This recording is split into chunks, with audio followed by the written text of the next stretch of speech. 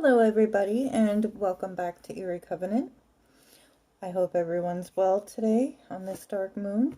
I sure am enjoying the energy. Hail Hecate. So in this video I wanted to go over dream walking. I know it's not a very common term or common thing to talk about in witchcraft, but I think I do it myself, a lot of dream work. I love dream work, and this can be beneficial. And I wanted to talk about dream walking before I did my video on omnipresence, because I think it's relevant to know before trying omnipresence. And first, this is assuming that you have lucid dream and astral projection skills down. So you will definitely need to know those things in order to move on to dream walking and then like omnipresence.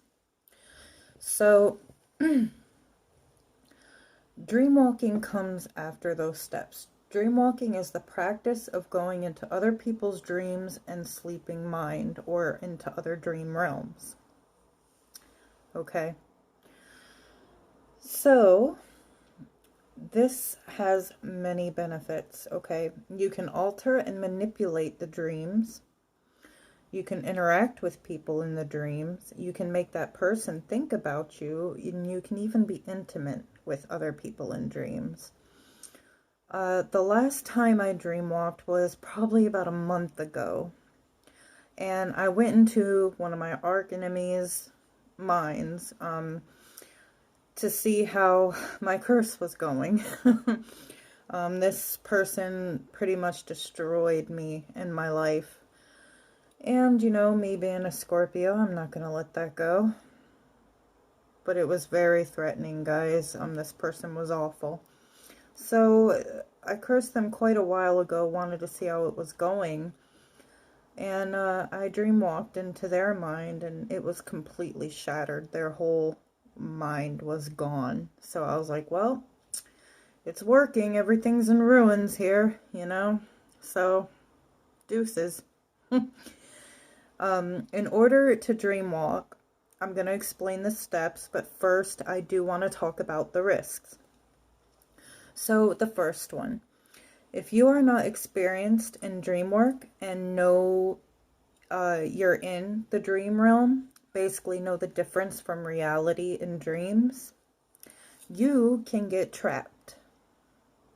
And if you get trapped, what this does is it can shatter your mind and cause you mental illness, or cause you to go catatonic, to where you are kind of trapped inside and in this realm and not back here in reality. It will give you the appearance that you are insane or went catatonic. So you have to know that you are dreaming and have control over that. The second is use this with caution of knowing you can have an effect in the target's life and mind. You can manifest in their mind's realm. It is up to the magician to decide good or bad, you know, with the manifested things. Number 3, astral protection skills are necessary. You will have to know where you are going and how to leave and return to your body. Now let's talk about how to do this, because to be successful in omnipresence, which I'm going to talk about probably tomorrow in my next video, you have to be able to reach the theta gamma state. And this isn't talked about much either, but this is very important, okay? Not just for dream walking. So what this is a brainwave trance-like state. Either during meditation, usually in meditation, when science was discovering this state in the brain, it was with like Buddhists or monks or people who meditated deeply. And as we're falling asleep, you reach the state in between sleep and wake, or the first 20 minutes when you wake up. Okay, so you know how you wake up, you're kind of in that foggy, like you're still in the theta gamma state. So I would practice this with meditation, probably as soon as you wake up to make it easier. If you want to practice on any dream work or meditation stuff, do it within the first 20 minutes of when you wake up. The theta gamma is also useful in invocation or evocation rituals. So to kind of better explain this state, I don't remember which magician I got this off of, but they explained it this way and it helped me understand it a lot more, so I'm going to share it with you guys. What's going on here? All right. Now this was for evocation, but okay, we have the alpha, beta, and delta brainwaves. Okay, so imagine these waves kind of here. They're normal. They're going at 70 hertz. Now you're starting to fall asleep or meditate. And in between the beta and delta, you have that theta starting. Now, during this point, at some point in this state, that brain wave in the theta is going to react and climb upwards above all of the brain waves at 200 hertz into the gamma state. So holding that theta triggers the gamma state. So in the end, that is the main goal on what you're trying to achieve, because once you enter that state, it makes the rest of this a lot easier. I hope I explained that to where it makes sense. I'm gonna make a whole video about theta gamma, so keep a lookout for that. Alright guys, so once you are familiar with the state, you know when you enter it, you set your intention on where you're going. And you'll begin to feel yourself leaving your body. You may hear bells or buzzing.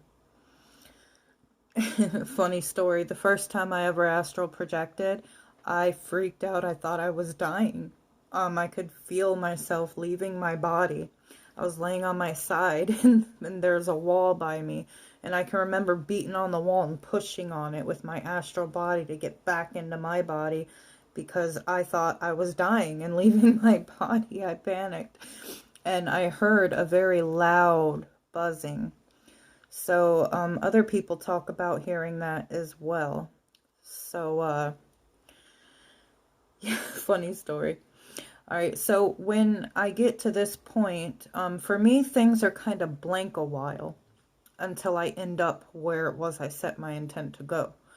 So I don't know if I'm just not remembering the travel or what's going on there, but it's kind of like I'm in this state, I'm in this trance, I'm meditating as I'm falling asleep, I feel it, I hold it, and then it's like blank, and then boom, I'm there. And so dreamwalking, it can be difficult, but it is very useful. Okay, you can insert thoughts, images, the dream landscape you can completely change. I remember entering one time, I was fairly new at practicing this, but I had all good experiences until I decided to go into one of my friends' minds one night, and I landed right in the middle of their nightmare. And it was a fucking nightmare. Okay. And I had lost all my focus, all my concentration, and I panicked and went back to my body. Luckily, I got back to my body. Now more experienced, I know that I can change it. So if I ever enter a friend's mind again and they're having a nightmare, I can manipulate that realm for them to see something else and have a better experience. So imagine being able to control your dreams where you can do whatever you want, create whatever you want. It's really, truly amazing. And that's why I love doing dream work. Alright, so now I'm more experienced. I know I can change that. So I wanted to share this before doing the omnipresence video, and I hope this made sense to you guys, and I hope it kind of can help you or give you a tip for meditation or dream work. But that is all I have for you, and I hope you enjoyed it. With much love, everybody.